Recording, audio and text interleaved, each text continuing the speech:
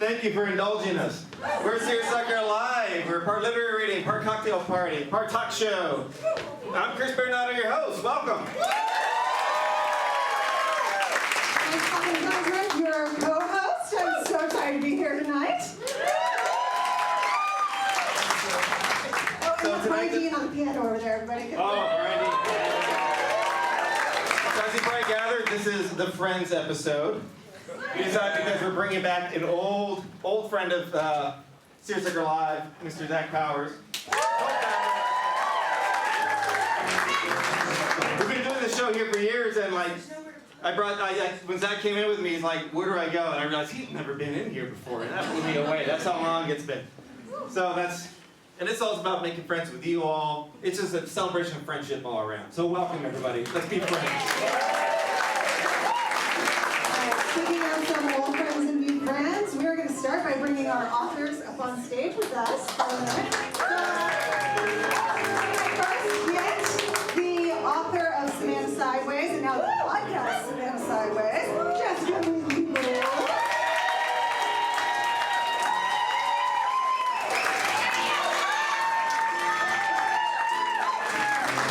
For our next guest, we'd like to bring up poet, woodworker, and professor of creative writing, Koya Fagan Maple.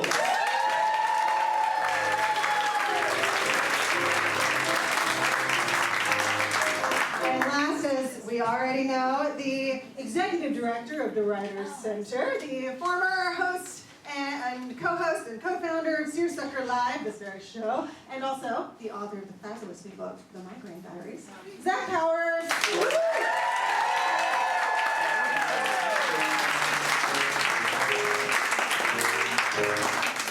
All right, so now that we have our authors on stage, the very first thing we like to do is play a little game.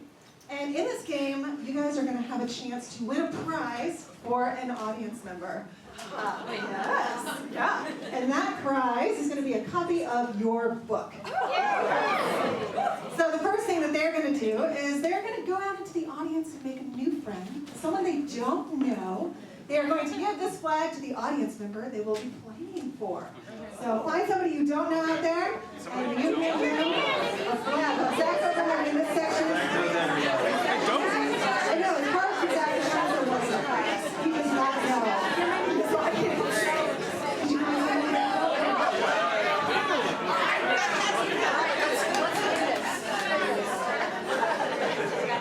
All right, guys, fight for it. Sweet for it. There you go. All right. Third row, you push it for the I know, I really pushes boundaries. I'm more decisive. In the past, we've had things that we threw at the audience, and that was very disastrous, so we didn't want to do that again. Minor upgrade here. All right, so this game is pretty easy. It comes in two parts. We call it friend or fun. And the first part, all you have to do is we're going to give a quote, and it's going to be about friendship. And you're going to guess who said it. We'll do a demo real quick for you for this first part. So, for example, Chris would get this question. There's nothing like puking with somebody to make you into old friends. Was it Pete Davidson? Was it Cardi B? Or was it Sylvia? What do you think, Chris? Pete Davidson looks like someone who vomits a lot. I'm going to go with A, Pete Davidson. All right. Oh, it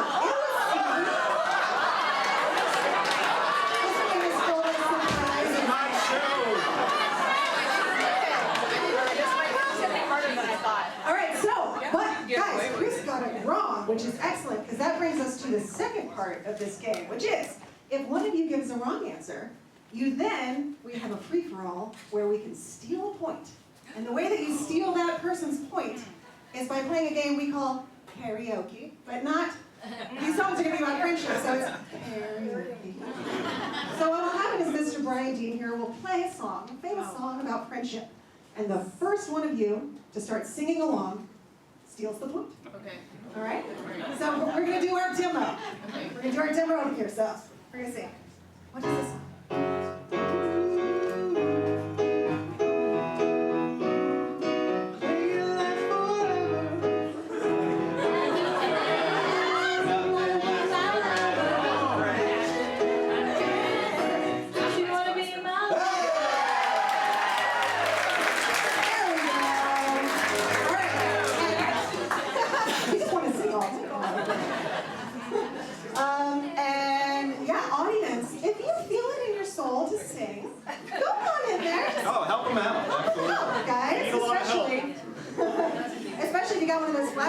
got someone to play for, so you help them out. All right, let's give it a go. Round one. Quiet. So this question is for Jessica. Okay. There is no friend as loyal as a book. Is it A, Emily Dickinson, B, Ernest Hemingway, or C, LeVar Burton? Tough one. Now, I mean, too open to give advice if you feel like I it. feel like the loyalty part, like I feel like that's Emily Dickinson, but you know, LeVar Burton feels like, I feel like he's the one who's taught us all the value. Yeah, he has a special place in all of us. Is it C? Let's see. No! Prepare to sing! He made me say that because he was a pretty man as a contact All right. I hope you know Judas Priest songs. That was coming up. Well, listen, here we go.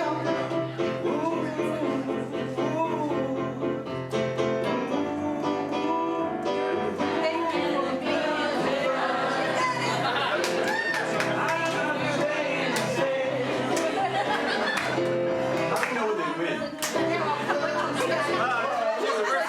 I think you win when you grab the mic.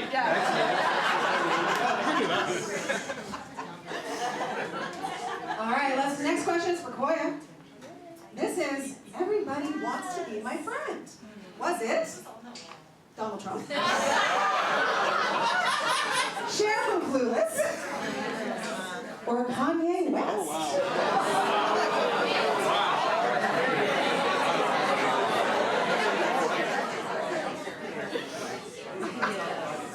Cher from Clueless. All right, let's see what it was.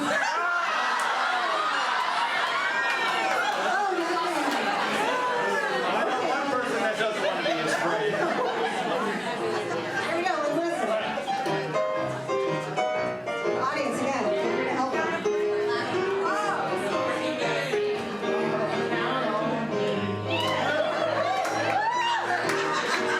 Newman. Y'all are killing it. I'm very delighted by this karaoke situation. I'm assuming the scorekeeper during this. Yeah, Jenny's got it. I'm not keeping track at all. All right. A good friend will always stab you in the front. Is it A, Oscar Wilde, B, Groucho Marx, or C, Deadpool?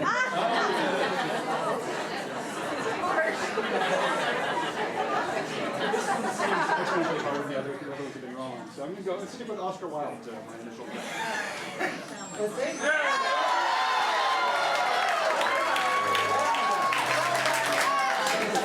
That for the win. All right.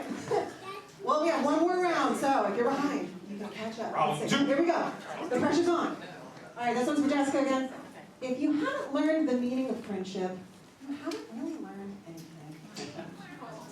Was it Dolly Parton, Muhammad Ali, or Buffy the Vampire Slayer?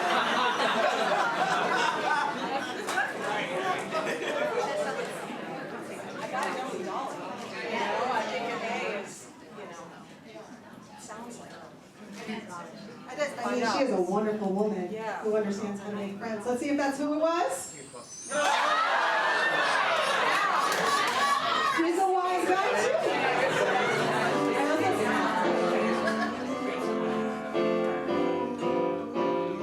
So I'm killing it.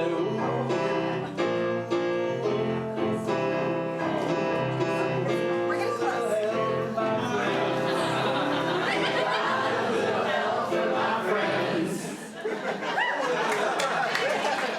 All right.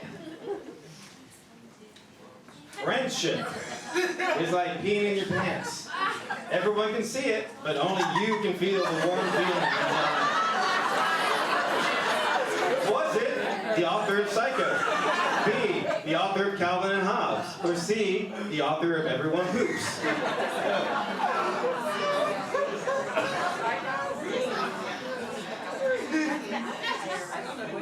I think we wanted to make you guys sing, so we made them hard.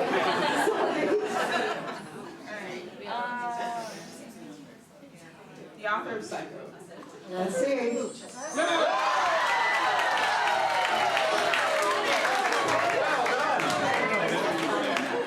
All right, our last question. A friend loves at all times. What's this? Sunshine Bear from Albus Dumbledore? Or the Bible?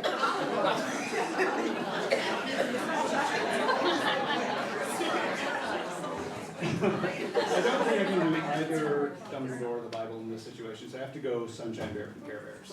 Let's find out. Guys, Richard is not new. Shame on all of you. Shame.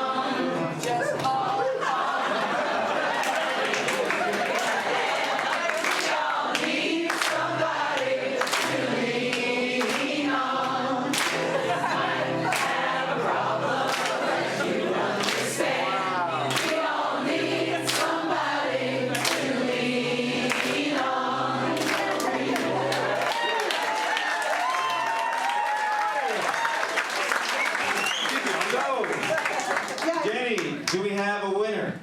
We have a three-way tie. Brian, do you have one more song that we can play as a tiebreaker? Sure. All right, last tiebreaker. For the win, guys.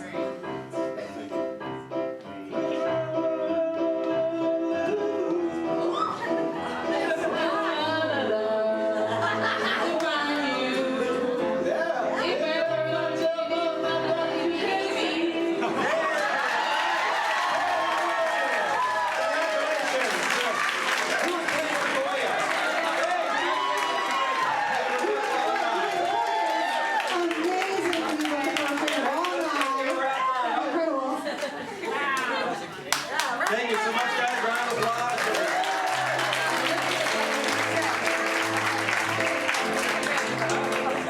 All right, now for that time, we're going to bring on our first author of the evening, Jessica Lee Lisa.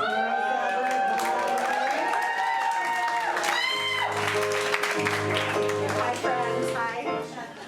So first question, we ask this question to everybody, but who the hell are you? Yes, okay. I have 3 names. Please use them all, but the Lee can be silent, you know, in casual context. I call myself an adopted Southerner, but y'all call me Savannah's adopted charmling, so I'll be adding that to my resume. I'm married into Savannah, so you know, I can call me wife of Mark, mother of dragons,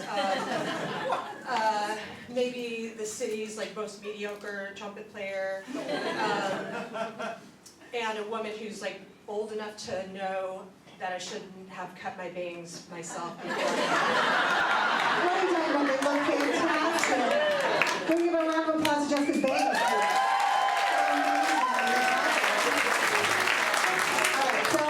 It is my understanding that you are kind of a thief.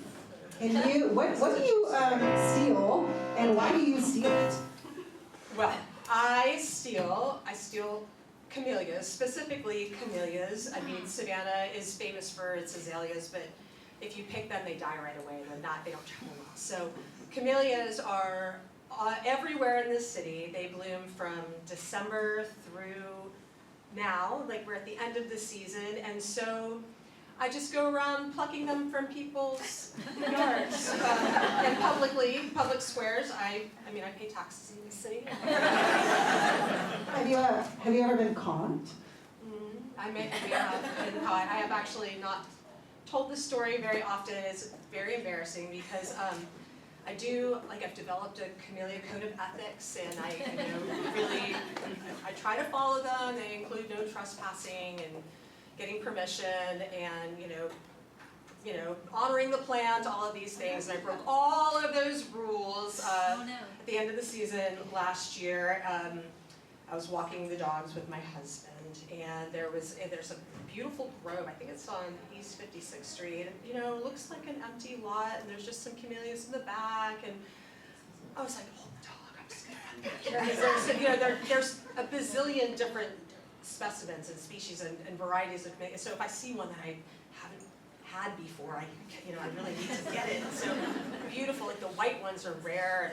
So It's like Pokemon for Yes, you? exactly. It was like one of the little ploofy ones. It's really hard to.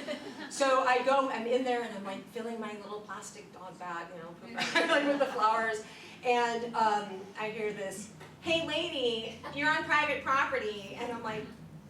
And I kind of ignored it, and Mark's like, "You gotta come out of here right now." And I'm like, and so as I'm coming, I'm like, "Okay, wait, no, lady," and this like 8-year-old kid starts following me down the street, and I'm like walking, and he's like, "Do you live here? Like, is that yours? Why are you here?" And I was like, "Well, I've lived in this neighborhood a long time. The old man who used to live here said it was okay," and he was like, "What old man? What was his name?" And I'm like, I'm just keeping up. And my husband's like thinking this, he's like dawdling, he's like turning around and talking to the kid. I'm like, "Come on!" He like literally chased me 2 blocks, like, "Lady, you're on private property. You're a thief. You're a community thief." And I'm like, "This is so embarrassing." It's like the kid and Better Off Dead, Like, "You want my $2?" Shows up in my nightmares. Like, I can't ever walk down that street again. I love that so much. Well, so your new book is called The Camellia Thief and Other Tales, right? Yes. So very apt. Would you like to read us a little bit of it tonight? I'd love to. I'd be honored. Thank you Okay, all. well, let's do that then. Round of applause, everybody, for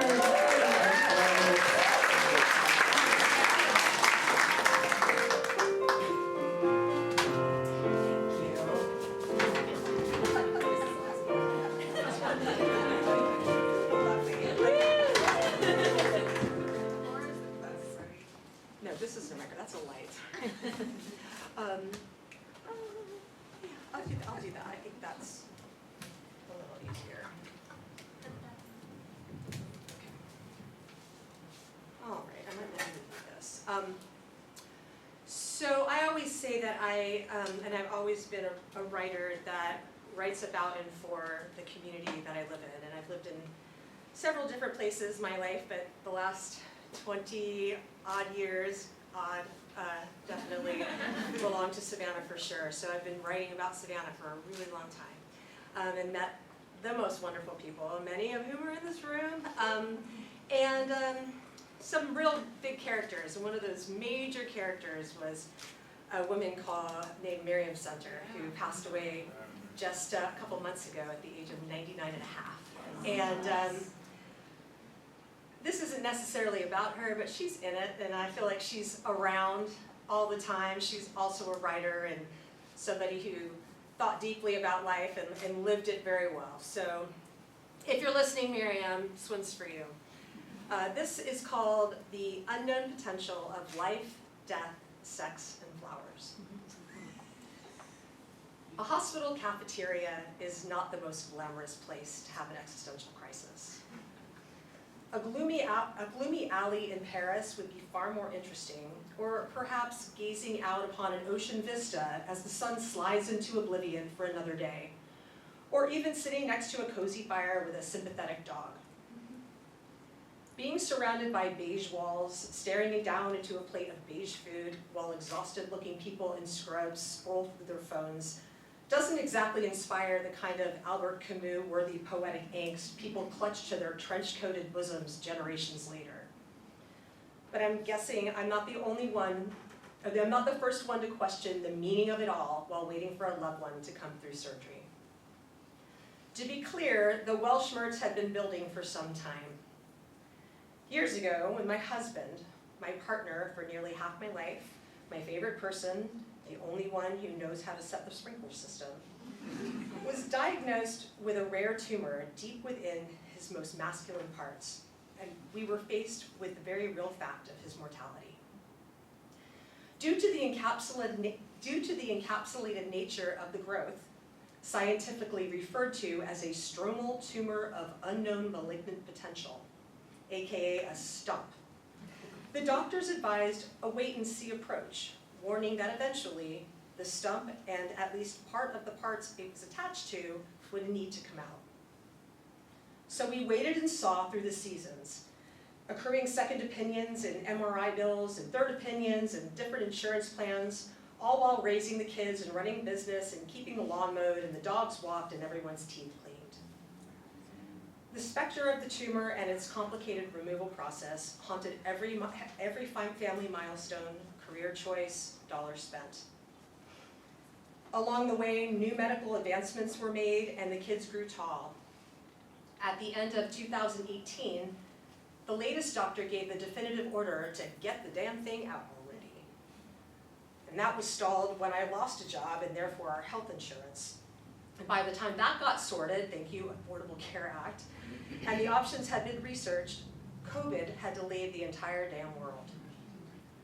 Finally, after more months of consultations and administrative trapeze with the new insurance company and a bucket list trip to Iceland, a new doctor, the best in the world for this type of surgery, readied his robotic tools like a maestro warming up his Stradivarius.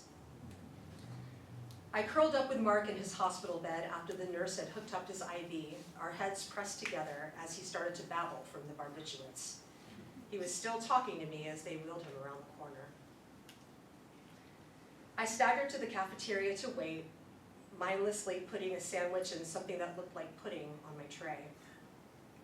I acknowledged that the entity that had quietly pervaded our lives for so long would soon be cast out, our house no longer haunted by its presence. But the fears multiplied as I also realized the much discussed risks of the surgery and the stump's MP, that is, its malignant potential, would become known. I sat down at a sanitized table already in dialogue with my inner voice, well, one of them anyway, and not one of the nice ones. Are we gonna get through this?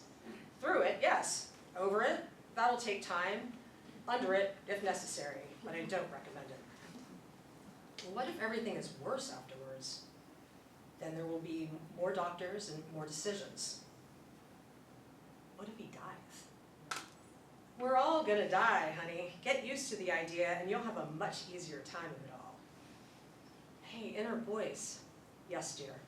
Fuck the fuck off.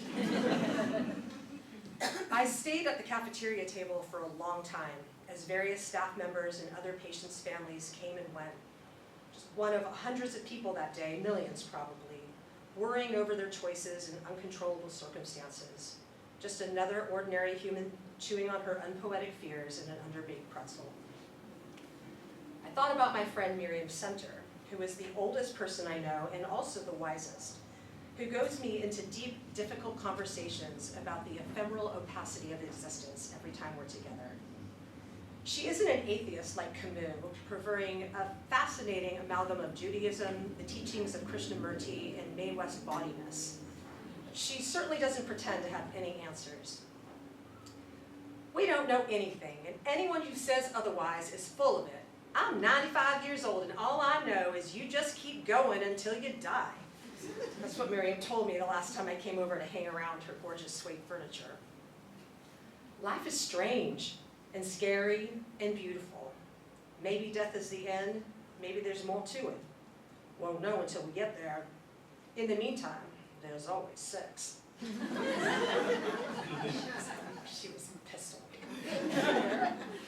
What if that goes away too, I asked, thinking of the surgery's possible side effects. She shrugged. There's always a way. That's Miriam's secret. Stay sexy and don't let death get you down. It has its eye on you every single day anyway, so you might as well give it a wink once in a while. I like Miriam a lot more than I like some of my inner voices, even when they're saying similar things. Still, it's not easy. Death might be entertainingly absurd in the abstract, but not in the context of our favorite people, or the demise of global democracy at the hands of autocratic sadists. We don't like surprises. That same week, many of us were mourning the sudden passing of Savannah's most beloved florist and bon vivant, John Davis, an animal-loving reveler who showed this city what it meant to live life out loud. I met John when he adorned our wedding chuppah more than 25 years ago. He never failed to send me into screaming laughter over his scandalous stories and recently got up to some top-level mischief trolling a local DUI attorney. Some of you might know him. John always capped his Facebook updates with the admonishment to buy flowers, and I think that's as good a way to face mortality as anything. Back at the hospital cafeteria, the crust of my sandwich long stale, I was shaken from my philosophical reverie by a call from Dr. Best in the World. Mark was out of surgery, it had gone phenomenally, the side effects were expected to be minimal, no surprises. 5 days later, the physician's assistant read us the pathology report, confirming that the tumor had remained encapsulated, and upon its removal, its malignant potential collapsed to 0. Suddenly, I remembered Camus' view maybe wasn't so angsty after all. He wrote, "There is but one freedom, to put oneself right with death. After that, everything is possible." He wrote that in The Plague, which admittedly is still a pretty depressing read. And we're back home now. My existential crisis has been downgraded to its normal low-grade neurosis. Mark is still on the mend, though already walking and talking at his usual pace. And all parts appear to be in excellent order. Thank you to all who checked in and sent love and brought anatomically specific balloons. I know very little about what happens next, but I know enough to believe that we'll get through it, over it, and if necessary, under it, for the rest of our lives, however long that may be.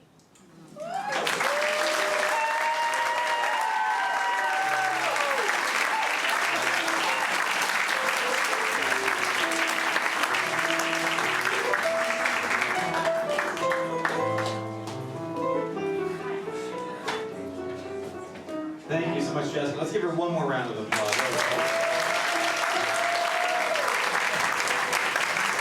So for this next segment of the show, this is something we call Good Literary Citizen. And this is a segment where we like to highlight events and organizations in Savannah that, are literary. And for this segment, I'd like to invite up Lee Rich.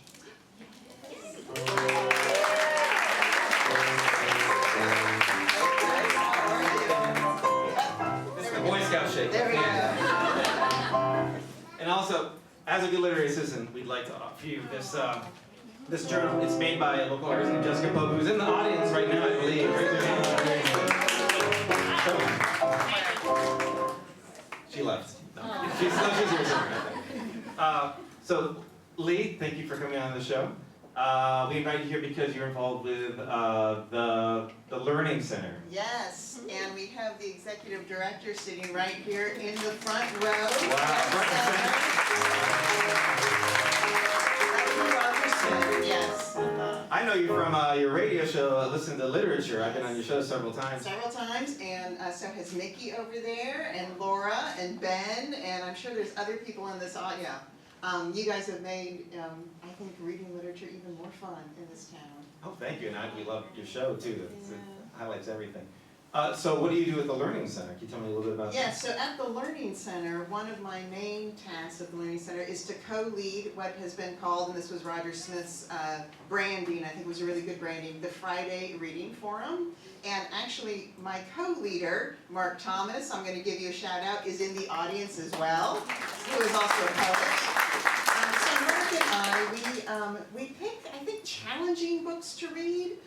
Books that everyone says, I wish I would have read that, but I'm a little too, afraid to read it, or I don't have time to read it. So books like James Joyce's Ulysses, we started out with War and Peace, we've done Salman Rushdie's Satanic Verses, which is one of my favorites. Right now we're reading Master and Margarita by Mikhail Bulgakov. I could go down the entire list, but we couldn't do this without, of course, the Learning Center. and without all of the participants who come, and they bring their expertise. They bring their professional expertise, they bring their life experience, they bring their humor, which is I think what we love the most. And so we have some members of the Friday Reading Forum who have renamed our group to Drag Me Through It. Because every single time that we start a new session, and we might have a few new participants each session, we go around and we introduce things, and almost everyone says, well, you know, I really wanted to read Ulysses, but I just didn't want to do it. I couldn't have gotten through it if this group didn't drag me through it. So, and then our latest new name, or I don't know, maybe we're working on this. We've somehow discovered that we've read a ton of classic literature that has the devil in it somewhere. So, you know, we might be a little bit more sinister than Roger's ready for. When you guys do Finnegan's Wake, let me know so I can get as far away from Savannah as possible. Yes, I actually did propose, so funny you mentioned that, because I proposed that. We had just finished Ulysses, and you know, they said, well, what are we going to read next? And I thought, well, why don't we read Finnegan's Wake? And of course, everybody groaned. And a gentleman, Jim, who is one of my all-time favorite people in the Friday Reading Forum, he always sits to the left of me, and he has a wicked sense of humor. And for me, somebody who managed to go through many years of college without taking a real literature course, so don't ask me how I've run all of these things. Stupid me, I say, Finnegan's Wake, I wonder what that's about. And Jim next to me says, I don't know, dead guy named Finnegan. Yeah, so when we do it, you're going to be our third. I might get my son involved. When he was younger, we used to open the book in my house and just read random passages, just so I could make him laugh. Yeah, exactly. I think the random passages would make just as much sense as any of the other passages. Exactly. Oh, one last question for you. How can people in the audience get involved with the Learning Center? With the Learning Center. Well, at the Learning Center you could go to, it's part of Senior Citizens Inc., and I don't know, I might drag Roger up here to give the real spiel, but we meet, at least at the moment, every Fridays from 3:30 to 5. You can become a member of the Learning Center. I don't know if they'll check IDs and check your age, but I really did right to say no. Because I sneak under the radar sometimes, but if you just Google the Learning Center Savannah, it'll take you to the latest catalog. And Roger's already working very feverishly on the summer catalog. And there are, I call it 5 sessions, because there's the fall term, the winter term, the spring term, and 2 summer terms. And sometimes it's a little like going back to college, but only for the fun parts. Okay. Yeah. Well, that's all the questions I have for you, but thank you, Lee, for telling us about it. Thank you, Roger, for running this thing. Enjoy your journal. Thank you so much. All right. One more round of applause for the amazing work. If you want to hang out, I like the company. All right, so one other thing we like to do for community events and things like that is that if we have some cool, exciting events coming up, and I think we have some information that we can, yeah, here we go. We love to promote them with a little audience giveaway. So, yeah. So next Monday, there's going to be a reading at the Flannery O'Connor Childhood Home with Tyler C. Gore. And it's also, there's going to be a reading from students at the Savannah State Estuary Literary Magazine. And if you're thinking like, oh, student literary magazine, like, don't. This is literally, they've been awarded the best literary magazine by students in the entire country. These guys are amazing. So you should really go check them out. It's going to be great. It's going to be hosted by a friend of the show, Chad Ferris. He's also going to read it for us. And we have this fun little giveaway for an audience member to celebrate this event. Oh, you don't want to? Oh, we're doing it this way. No, we're doing the friendship bracelet. Oh. Yeah. We're doing it Oprah style this time. So in a second.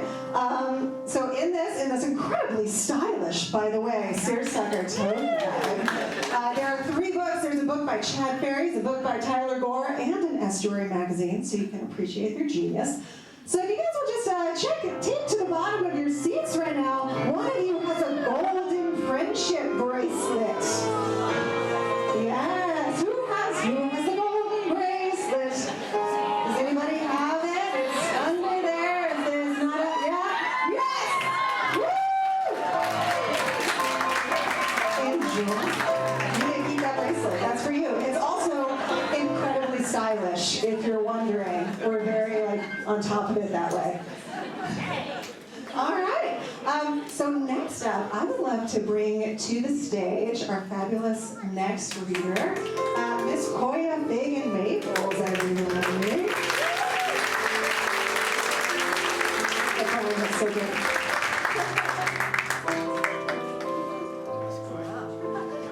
Fabulous. So who the hell are you? I am a landlocked mermaid, and I'm also a professor, and I'm also a mom, 3 girls, and I'm also a woodworker.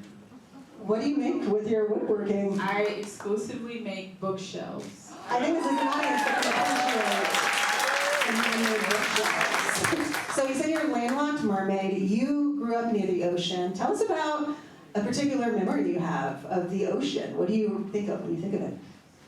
Well, I think my earliest memory was just of this is unremarkable, so don't button your seatbelt.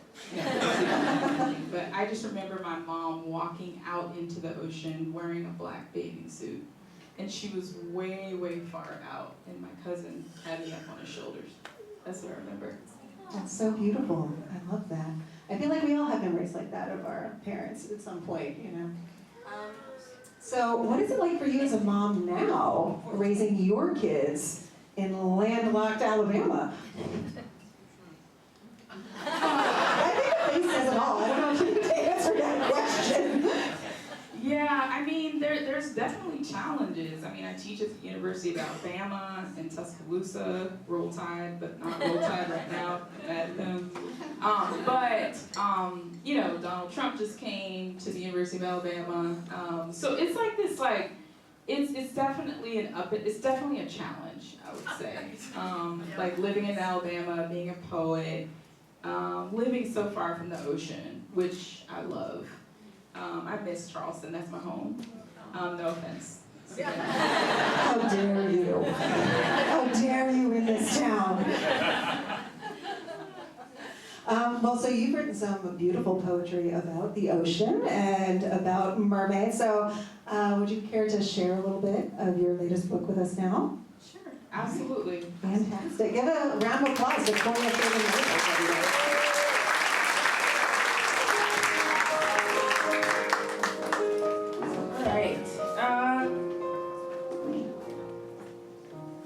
So before I read, let's see what time it is. All right. Before I read from my the book that just came out, I'm going to read from Mend, which is my first book, and Mend tells the story of the birth of American gynecology and the role that Black enslaved women played in that process.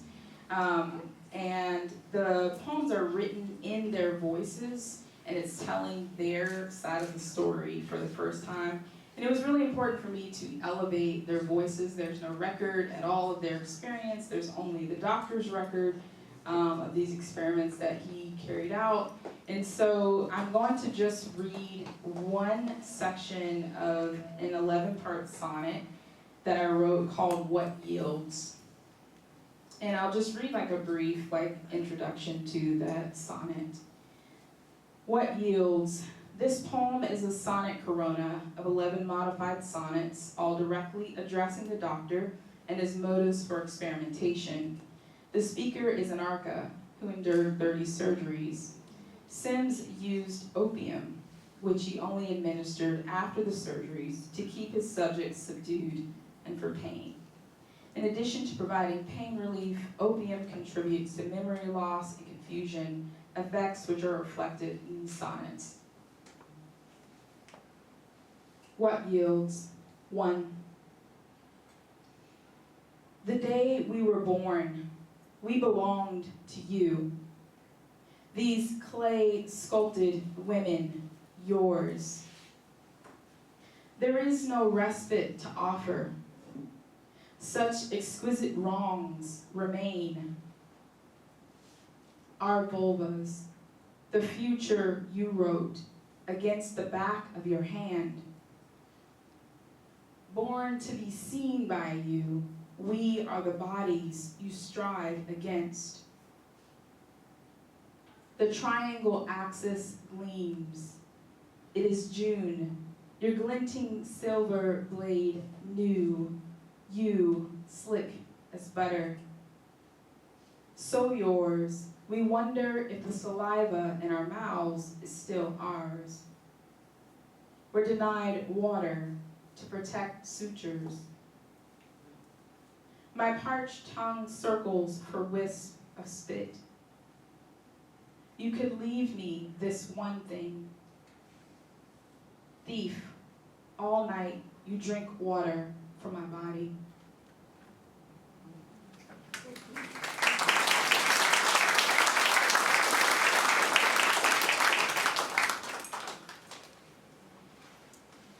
So my second book, Long Eye, that just came out March 10th, so it's brand new baby.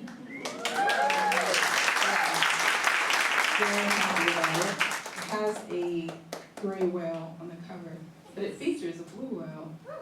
It gave me an opportunity. It just was such a beautiful painting. I could not. Yeah, my sister actually found this painting for me for the cover. But it gave me an opportunity to really lean into my love for the ocean, oceanography.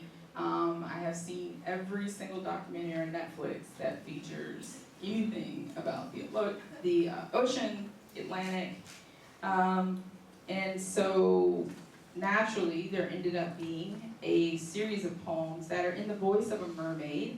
I'll just read a couple of those poems and I'll let you know when I'm reading them. The other poems are just in my regular voice. So this first one is called Blue Whale Chimera.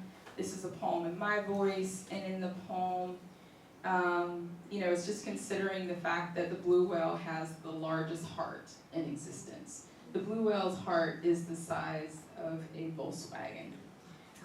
And so since a lot of this book is about longing, this poem is about that. It's about the idea that we always think that love or everything that we want or desire is somewhere out there, rather than what we already possess. Blue whale chimera. Blue whale of capacious feeling, many-faceted like grace. When she is moved beyond human grease, she remains sustained by an impossible love at great depths beneath the sea. And maybe this explains our fascination with wave, how whole nights wanting finds us restless as docked boats, our tangled sheets tied off elsewhere. Too often we live on scarcity, while the blue whale plunges below, simply grins to be fed, and her cheeks crowd with krill, her satiation an afternoon orgasm made since morning. The blue whale hoards, her heart the size of a Volkswagen, all the love we could want down there in the dark.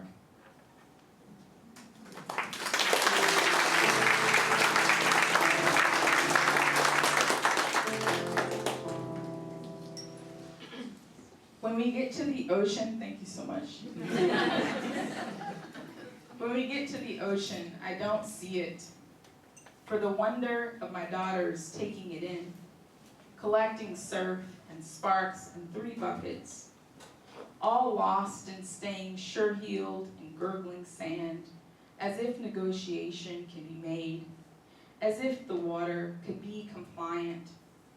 It is too early May for waiting. Still, I rush familiarity, pull chilled waves onto my thighs, shivering, lie on the surface and swim for the first time since my lessons. For all my wonder, it is too early May. My sharp yelps and gasping entertain my children, who won't feel cold until they leave the water. Minutes in, my limbs accept. My breast and soft belly are last. Clean is the word, as I wrap arms around the sea, even strokes and swift kicks.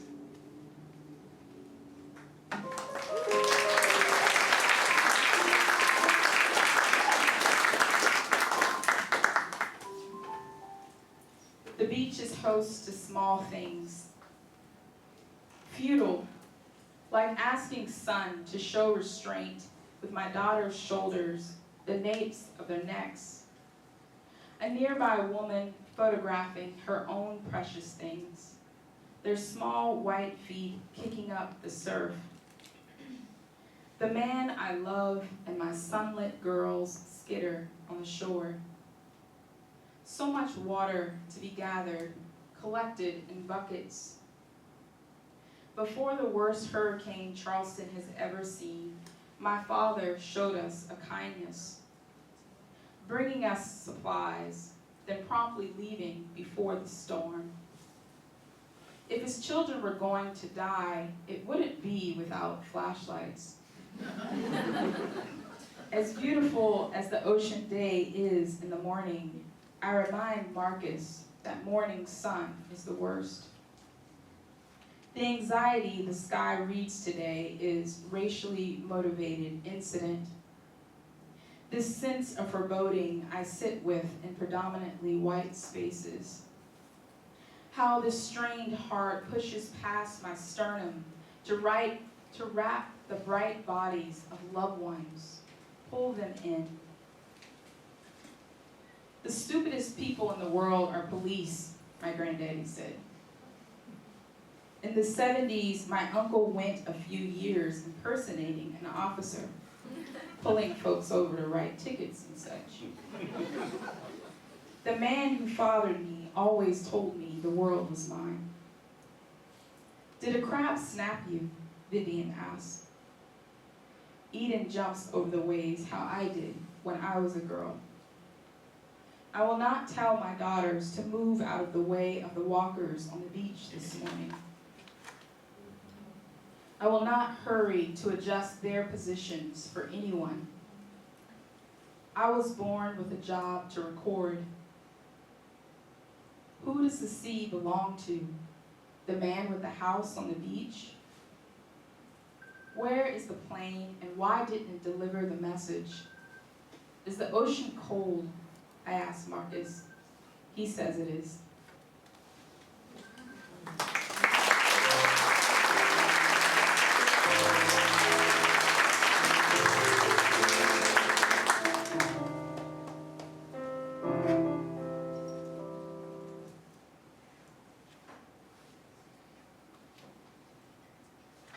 Okay, so Marcus is my husband, FYI. Okay, so the last poem that I'll read, I've run out of time, so I'm not going to get to the mermaid, but I'll just read this short poem. It's called Folly Beach, which is beach in South Carolina. You can do it if you want. Let's do a mermaid.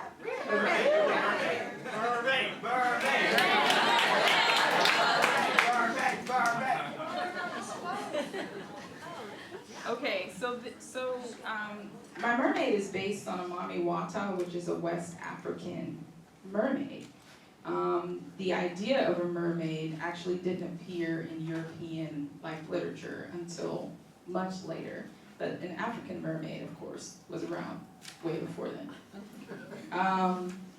So she's based on that idea. The idea of the Mami Wata is that she's supposed to be at every body of water. There are different Mami Watas who are stationed, and they're supposed to help the people who they encounter.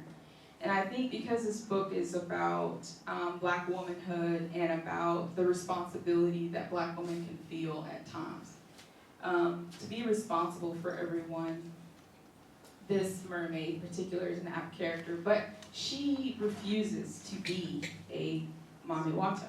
She refuses her role. And so what I will do is just read the last poem, which is, it's not giving it away. It's not giving it away.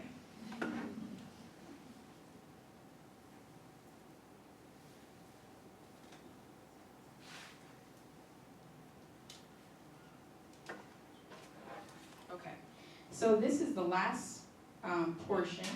It is the postlude, and yeah, of 15 parts. Autobiography of Black Mermaid.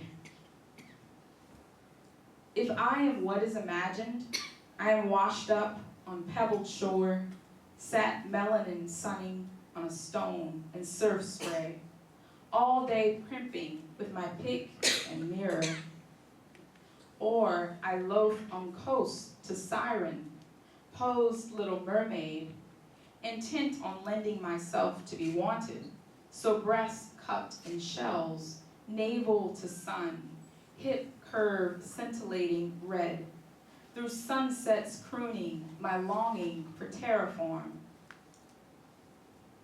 If you could only see the grainy blues of the intertidal, its urchin and sharks, cityscape of coral, its channels of winding fish, or out further in the midnight deep, where lanternfish join other sea lights, studying the vast floor, you would know, I do not forlorn, I do not long.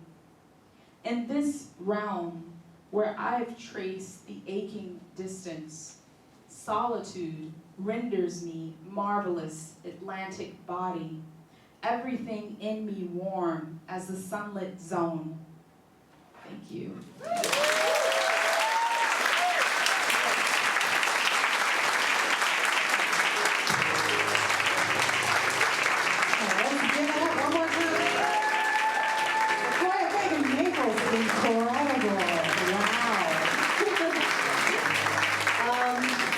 Next up is going to be my favorite part of the evening, which is for every show, my co-host here, Chris Baronato, writes a bespoke musical experience for us.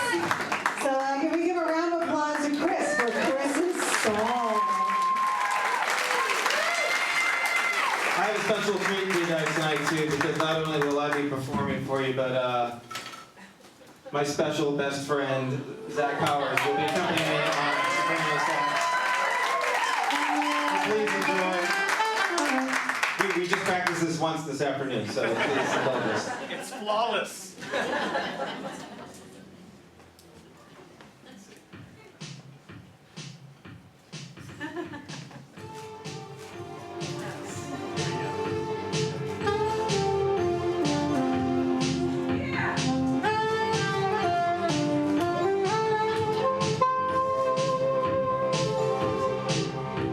His days were long and lonely, didn't have a friend at all. Could find no love at coffee shops, the bar, or at the mall. He found a flower, sent a flyer stuck to his wet shoe. He cried at the invitation and knew just what he should do.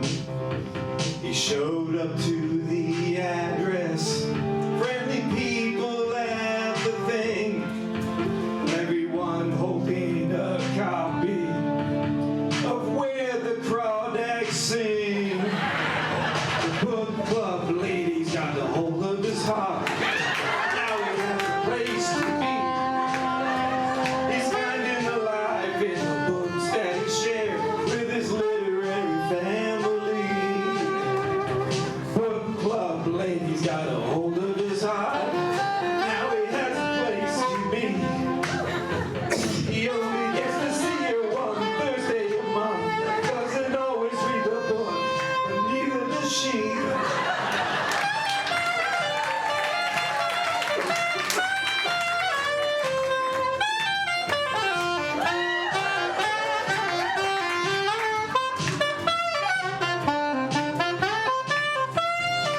Double pour of wine in her glass and crumbs on her silk shawl. She beckoned him with a wave to not lean shyly on the wall. She took his hand and introduced him to her many friends. He knows he found his people and hopes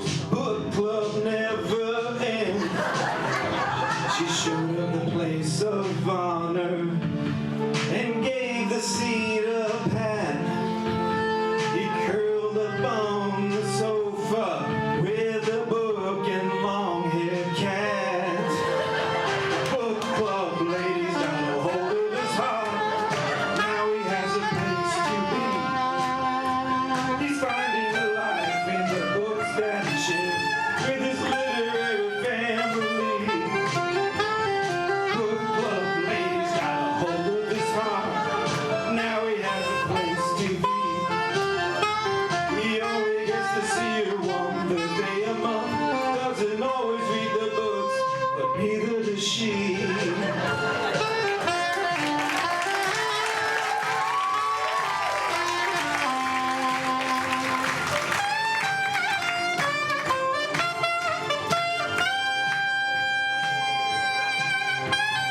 Book club lady. Book club lady.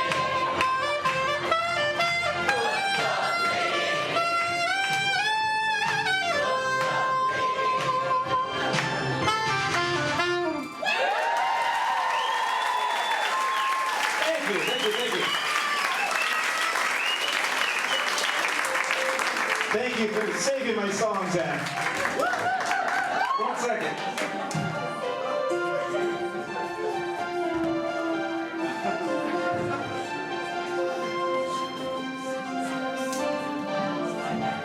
All right, everybody, I'd like to bring up my friend Zach Powers.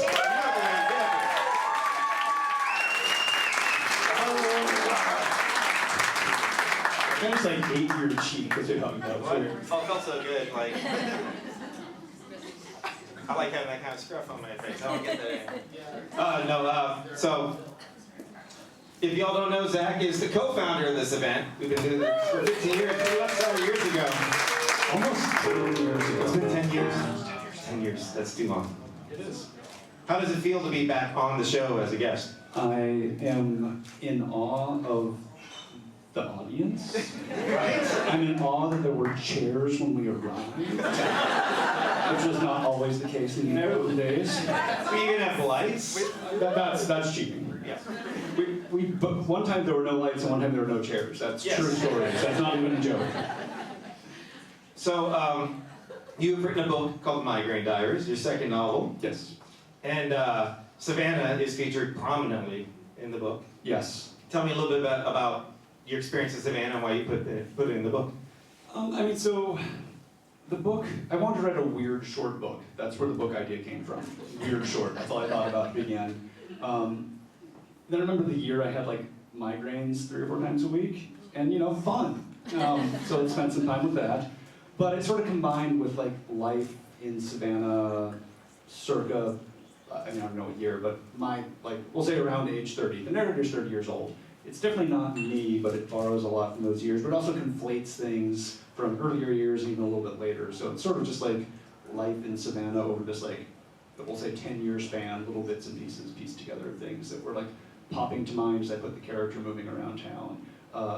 Gallery Espresso is a recurring venue, Pinky's is a recurring venue.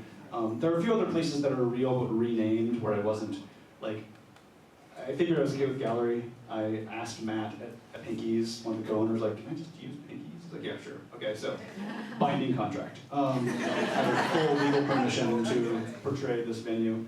So it just came out that way, just reaching out to the memories of Savannah and things that went on. And again, it was inspired by, none of the characters are real people. Everyone is pushed away from real people or combined. Everyone might have aspects of real people. I feel like the people who know, I said people like 25 times. You can say folks instead. Folks. If the human individuals who appear in the book, I feel like those of you who know me from that era will recognize little bits and pieces. So it's funny, I feel like people who know me better will see things that feel like it's one thing, but I feel like people who don't won't get that impression necessarily. So anyway, that's my thoughts on stuff. Well, the theme of the show is friends, and part of the inspiration of that was not only that you're my friend, but friends seem to be kind of like a major theme of the book. Can you tell me a little bit about the friendship angle of your story? Yeah, so it's interesting that the book started with weird short, migraines, but it really turned into a friend book. Like as I was writing it, like the things about a group of, because migraines were fun, it also opens at a funeral, so we're keeping it light throughout the book. But it was a friend group dealing with this loss as the narrators also experienced a chronic illness. So the friendship aspect and how the friendship was strained, but also ended up becoming like supportive and grew and evolved in certain ways, was what ended up interesting me more than probably the stuff I originally set out to write about. I just want to point out, people too, that for promoting this book, you did a music playlist that's associated with it. I highly recommend everyone listens to it. Like, what was your thought process in putting together that? Well, first, you have a song on it. I asked you. I was like, well, Chris's name is in the book at Gallery Espresso. It is not Chris, but it is an homage to you. So I was like, well, I should get Chris to recommend a song. You're also a music journalist, so I was like, you probably have better songs than me. So he added Peekaboo by Susie and the Banshees. Yeah, I don't know, it was a combination of songs that were connected to some of the real people who were connected to ideas within the novel. It was a couple that were like, I was introduced to the band, or the artist Tao, at the time she was playing Tao and the Get Down, Stay Down in the middle of writing this novel, so it just felt like contemporaneous with the writing process. And then things like the first song on the track was They Might Be Giants Till My Head Falls Off, which has a line, well, it's about heads and migraines. The song isn't, but the book is. And there's also a line about Advil. The opening line is about Advil, and ibuprofen plays a very prominent part of this novel, just to make sure I'm doing. Well, my last question for you is, who the hell are you? Because I forgot to ask you.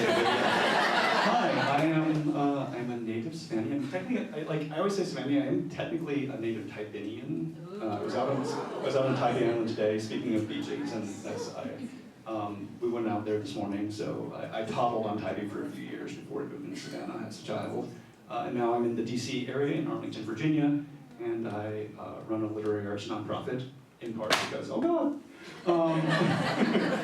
in part because we did this years ago. That sort of set me up to step into other literary nonprofit-y things.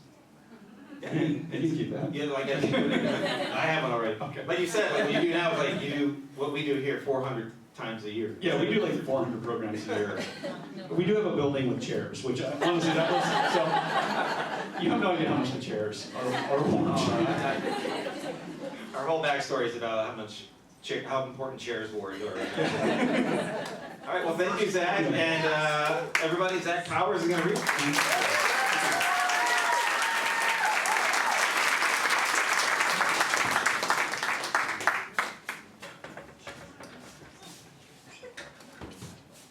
Thank you.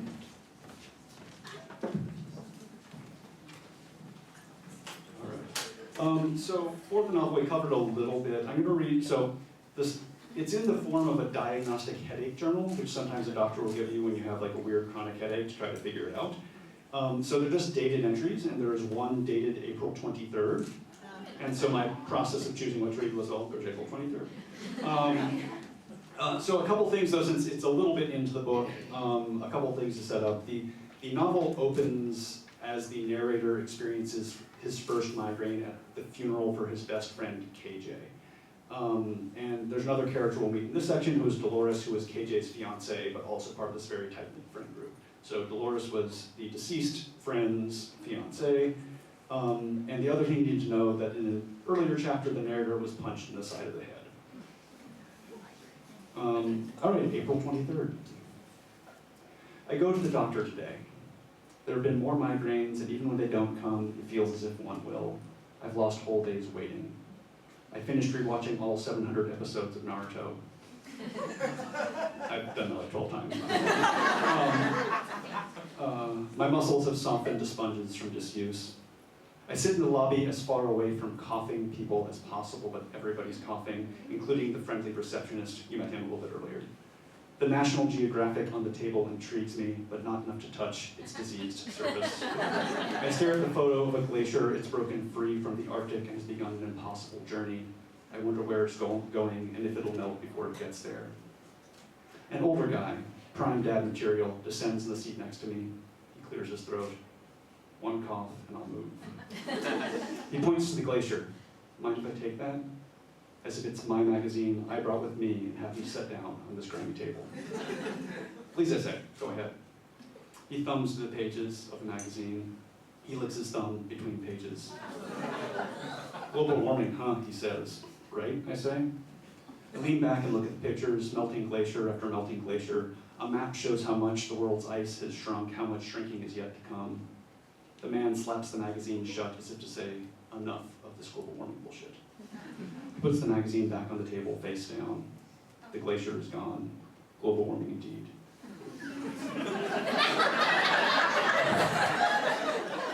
What are you in for? Asks the man. Murder, I say. He chuckles. This place will drive you that. He assesses me. The older you get, the more often you'll visit. I nod because what do you say to that? I had cancer, says the man, but it's in remission now. Remission is the doc's word for needing monthly blood work. Sorry about that, I say. Better than having cancer. I ponder the profundity of that. It's a philosophy that can only have meaning for someone who's made it to the other side of illness. I try to remember what causes cancer, bad genes or bad cells or bad blood. Cancer is a betrayal by one's own body. The nurse cracks open the door and calls my name. Happy blood work, I say to the man as I leave the lobby. I'm back sitting on the paper-covered examination table. The room is frigid. This can't be conducive to good health. Maybe it prevents germs from multiplying in the room's surfaces. I worked with that hypothesis for a while. The nurse checks my vitals. I've lost a little weight, which I didn't have much of to lose. The nurse says the doctor will be in shortly. The doctor's version of shortly and mine don't align. I shift my butt back and forth I shift my butt back and forth to make the paper wrinkle. Whenever I visit the doctor, I'm an imposter. I can't be sufficiently sick to justify taking up her time, especially today with no particular pain. What am I doing here? Every doctor's visit is an existential crisis. The doctor comes in and introduces herself. I was here less than a month ago. She squirts antibacterial goop onto her hands and rubs it in. I notice how dry her hands are, how notably older they look than the rest of her. She reads one page of my chart, turns to the next page, and then flips back to the first. Obviously, this was from the era of charts. It's a little dated, I guess. So how are the migraines, she asks. They kind of suck, I say. She smiles. I keep amusing people today. How often are they coming on, she asks. 2 or 3 times a week, I say, and one always feels ready to pop up. She jots a note on the chart. And are you still treating them with ibuprofen? Ibuprofen. Yeah, if I take it immediately, it can help stop the pain from escalating. She nods and jots. Have you been keeping a migraine diary? Of a sort. Have you noticed any patterns to your headaches, any activities that might be triggering them?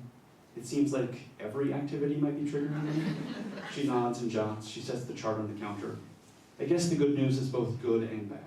You found a treatment that's helping you cope with migraines. Because of that, and because you're having fewer than 15 a month, my recommendation is to continue using ibuprofen at the first sign of migraine or as soon as possible after that. This is all real, by the way. I'm not making this up. However, you need to make sure that you don't take too much. If you start taking it daily, it can actually have the opposite effect. Got it, I say. Take ibuprofen, but not too much. And keep up with the diary. You never know when a pattern might emerge. We don't know exactly what's happening with migraines, but there are patterns. Knowing those can help us treat them. Anything else? I guess not, I say. I can't believe I'm about to pay a doctor to tell me, keep on trucking. The doctor leaves, and later the nurse directs me back to the front desk. I make a wrong turn. The office is a maze of similar rooms and fluorescent lights. Lost patients wander the halls for years. I find myself by an emergency exit. There's a coat rack in the corner, so I guess the exit isn't only for emergencies. I snatch a white doctor coat from the rack and drape it over my arm. I check out. The receptionist doesn't mention the coat. I guess that means it's mine. Outside, I stand in the sun. My office is directly across the street. He works in a TV station. The broadcast tower is a backlit lattice. I could go in and finish a couple edits this afternoon, but I already took sick leave. I turn around and head to Forsyth Park. I text Dolores to meet me by the fountain. Steady pedestrian traffic streams through the wide walkway, bisecting the length of the park, mostly tourists. They circle the fountain like a roundabout, pausing for photos, posing in front of the statues of water spitting geese. Excellent that we had that on the screen. We had water spitting geese for the intro. I select a spot of shade and put on the white coat. I angle myself into the breeze so the coat flutters around me. Dolores comes up from behind and says, Doctor?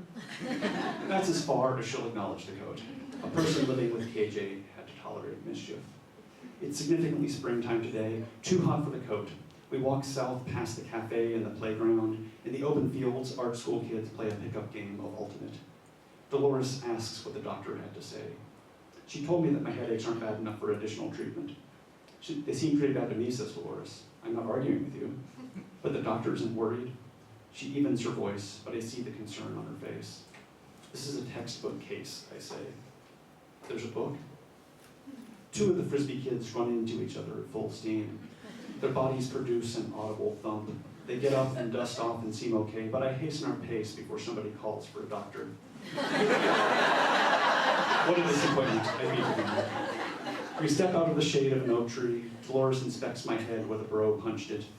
The bruise is gone, she says. But we both know that's not how bruises work. Thank you.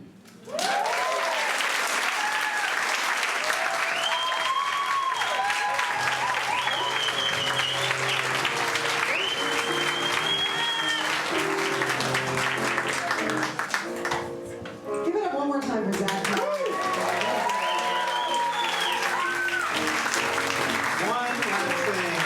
One last thing before we end the show. Jenny, done real quick, come on, super fast. I think we're all gonna need a little bit of this in our lives. Tell them much about what you do. Hi, so, art? I'm not a stage girl. So this Saturday is International Tai Chi Day. So, martial art. So it's in over 80 countries. At 10 a.m., everyone will be gathering and doing Tai Chi. It's called One World, One Breath.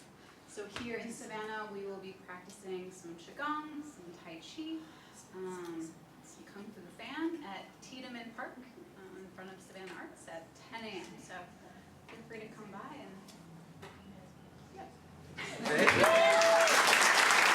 I agree with the purple belt from Taekwondo, so I know exactly what she's talking about. But yeah, everyone, thank you so much for coming out to the show. Thank you so much for being here.